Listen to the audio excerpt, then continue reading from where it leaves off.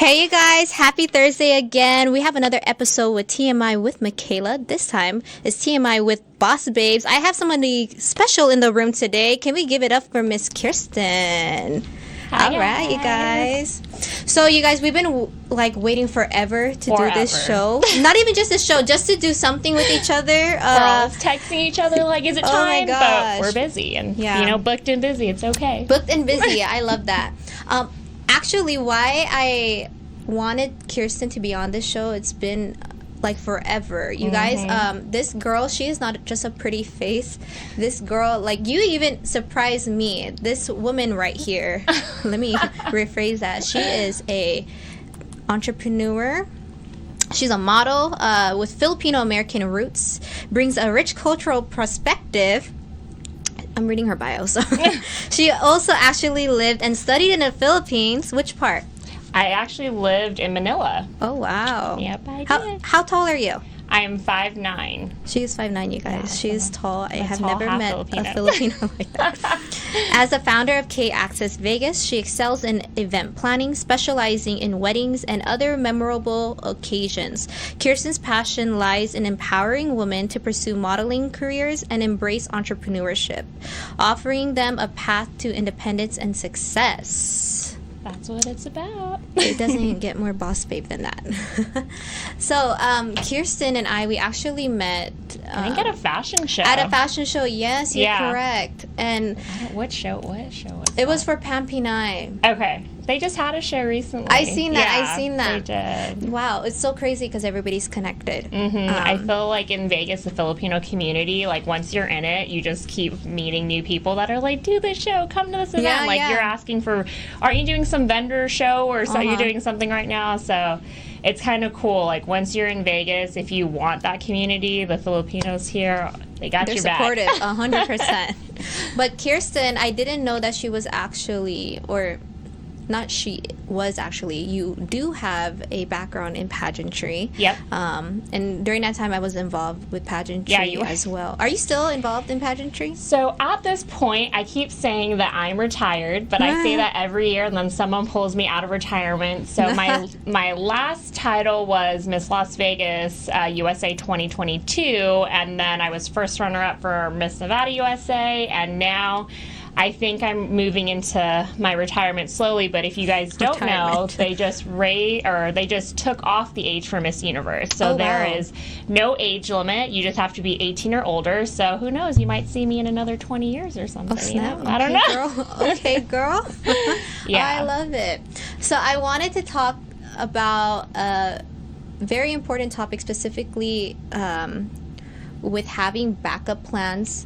So you're a business owner. Yep, I know too. I didn't know you were a business owner, actually. I don't want to just say business owner, but you have a very strong business mindset. So I wanted to emphasize on that because there's a lot of people who has dreams and who are entrepreneurs, but they just don't have that backbone or that thick skin and hey, this is what needs to get done. Yeah. And I didn't know that because the first time I met you, you were a model, and I didn't really know much about you. And then it wasn't until we worked on a project together. Yep. And let me tell you, the amount of respect that I had for you after seeing you move, I was like, oh snap, this girl, she's solid. So, yeah, thank you. Of course. I think with different gigs, we do so many different gigs, and there are times, there's a lot of fashion shows out there. For example, fashion shows, it's not just fashion shows, but where the coordinators they depend on models who don't get paid to hold up the show. So let's talk about that real quick. This is why I said, after seeing how you move, like, girl, the amount of respect that I have for you, like, you got it, and I'm proud of you. Because there are organizations where, I don't say take advantage, because some people it's a stepping stone, but there are also models who has developed so long or came so far and they're not getting paid. And one thing I'm going to say about that is Kirsten, I have seen her demand her money, so I love it. So, okay, I think for any models who may be watching this, whatever age, everybody has to start somewhere, and doing free stuff is part of it. There is nothing wrong with it, but you kind of have to set a boundary.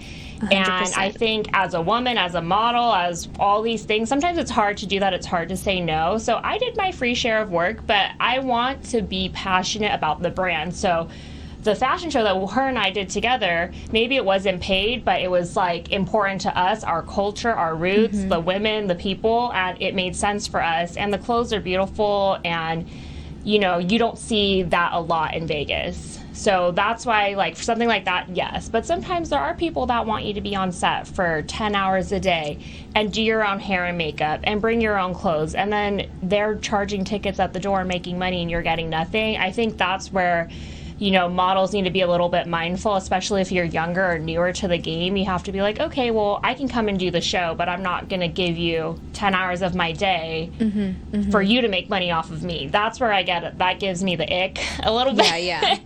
But, you know, I think just as you progress in it, you know, try to find ways. Maybe it's not money, but maybe it's a trade. Can I keep this dress? Are you going to do my hair and makeup? Do I get those photos? It's asking those questions ahead of time so that you feel like you're getting something. Because if you're getting basically used as free labor, you're providing everything and they're profiting off of it, like, you're kind of losing. And then you never get the photos. That's like, that's something, like, if you're a photographer out here, like, give those girls a link or something, because sometimes that's all your payment is.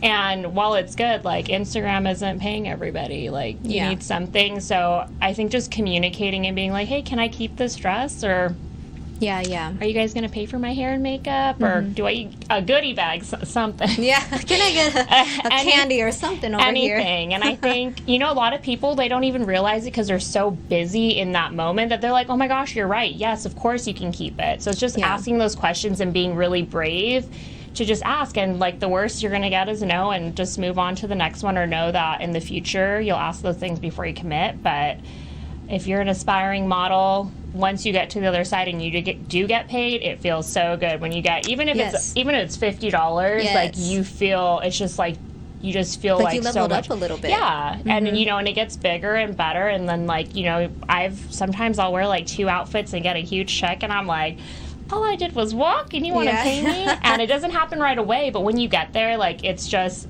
like, the gratitude you feel and, like, the accomplishment is so worth it. So, yeah, just ask those questions, and it's okay to say no.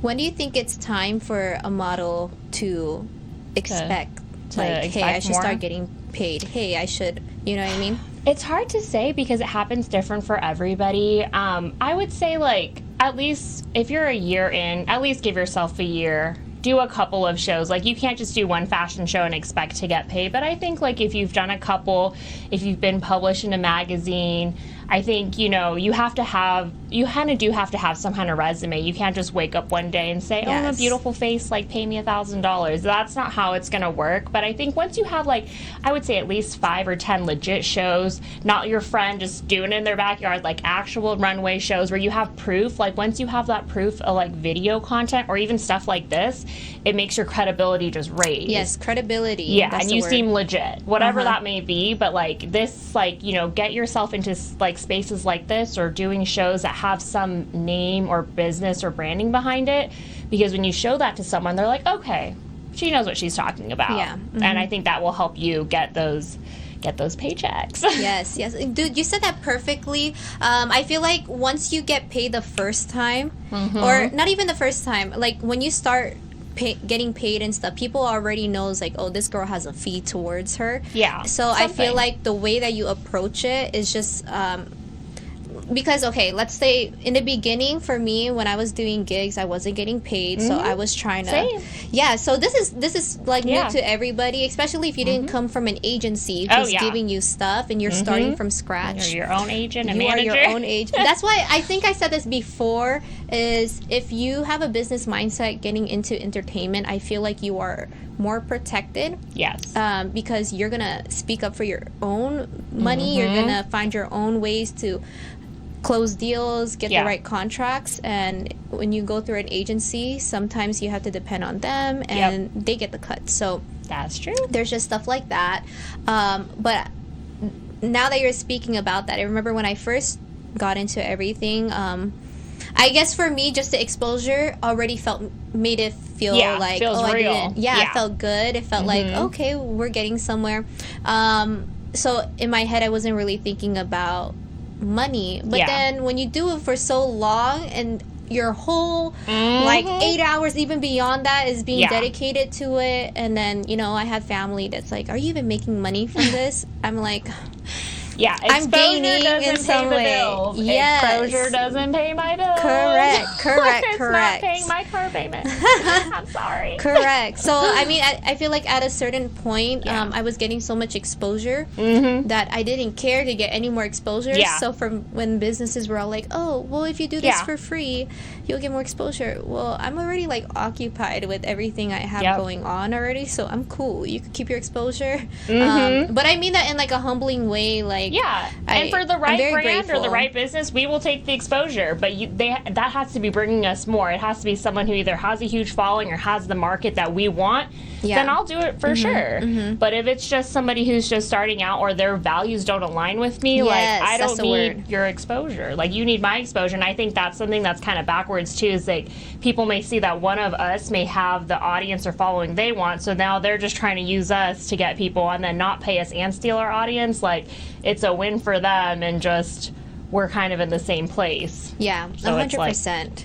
And I don't want to just say, even within modeling, I have seen you stand firm on your money, because she doesn't just do modeling. Like she is like everywhere, everything, all the things in different businesses, like event planning.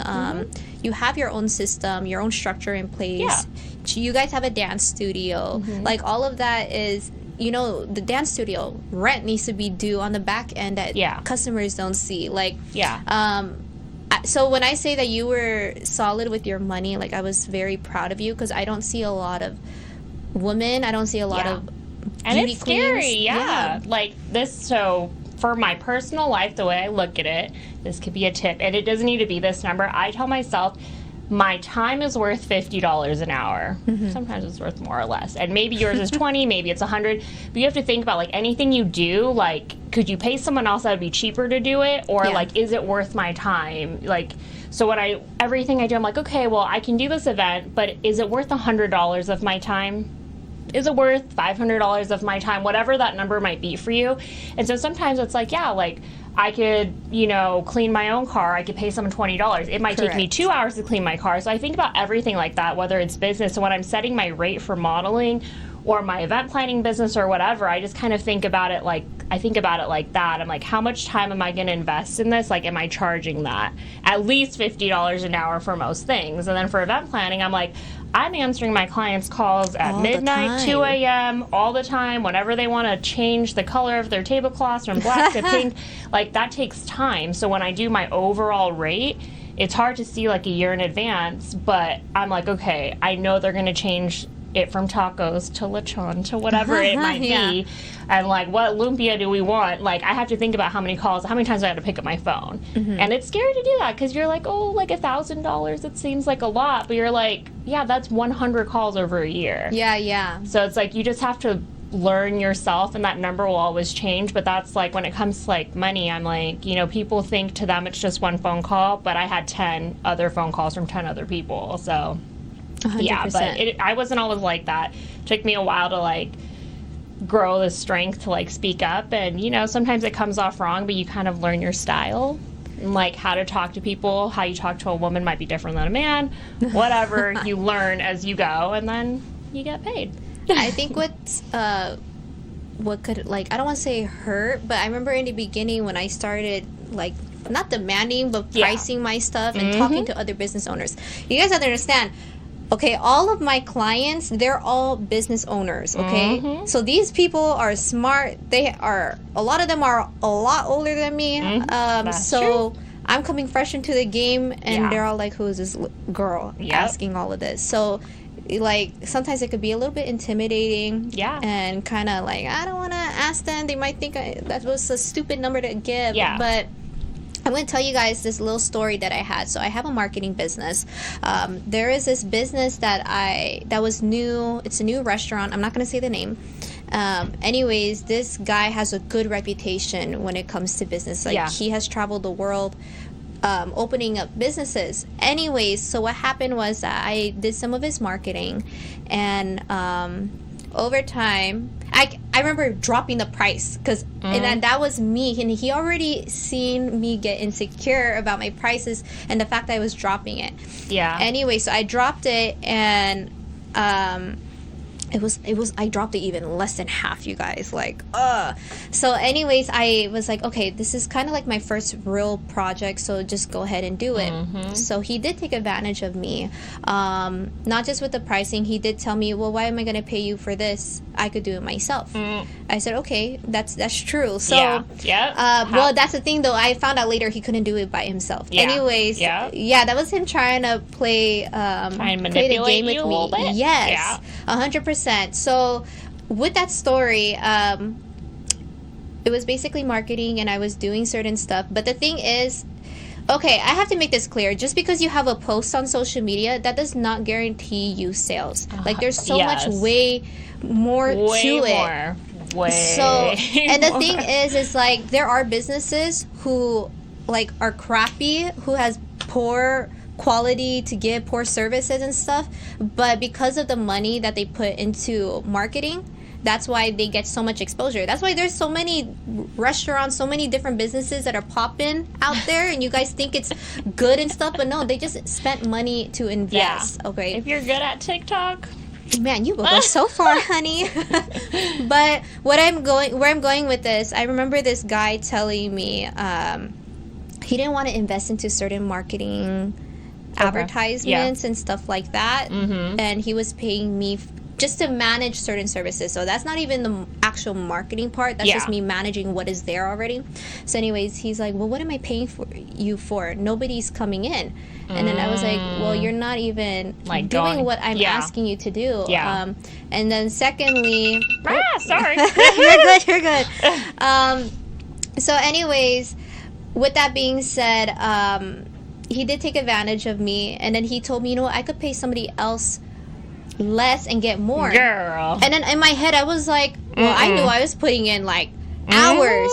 So if somebody else is willing to drop their prices for more, like, shoot, I feel bad for them. So at that point, I was like, because before, like in the very beginning, I got scared with certain businesses that, oh, if I don't drop my prices, that you're not going to want to work with me. Then it came to a point like, oh, shoot, I know how much value I bring to the table. So it wasn't a loss for me if we were to cut this off. You know what I'm saying? So that's when it came to the point, like, it's becoming a loss for me working with you instead of me gaining. Like, so don't let people manipulate you in the game. No, you're so right. That I've gone through the same thing, so I feel you, where you're just like, well, if I drop it a little bit, then they'll say yes, and then I'll get work. They'll book me or whatever. And then you just, like, you do it so many times, and then you're like, okay, well, now I'm barely, like, coming out even or at a loss. And because so much of what her and I do, it's like, our labor is a person. Like, you can't really replace us, so I can't necessarily say, hey, assistant, go run this wedding for me. Like, people are hiring us for us. So that's, like, why we really have to make sure that we're negotiating our rates, because, like, there is no backup. Like, I can't use AI to run a wedding for me.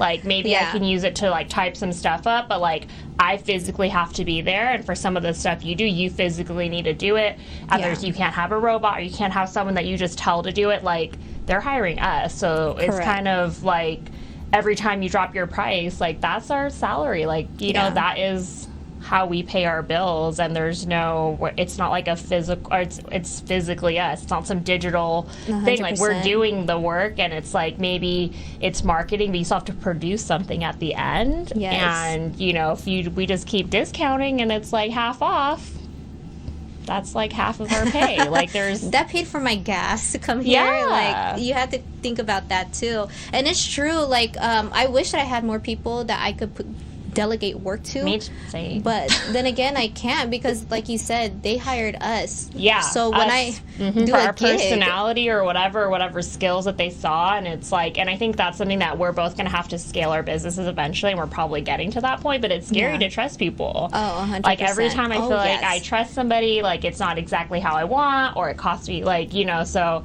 I think that's like a growing pain that I've learned this year, but I know in order to grow our businesses even bigger, we do have to eventually have staff and eventually trust people and, like, let those walls down. But it's scary. It is so scary, because it's our little baby that we put our, like, heart and soul into, and then you're letting someone else in, and if they don't feel that same passion, then the whole project is like 50%, where we know we would have done it to 110. Yeah, like, when you know that you're gonna bend over backwards for your own dreams, is that guaranteed from somebody else? Yeah, so that's the other side.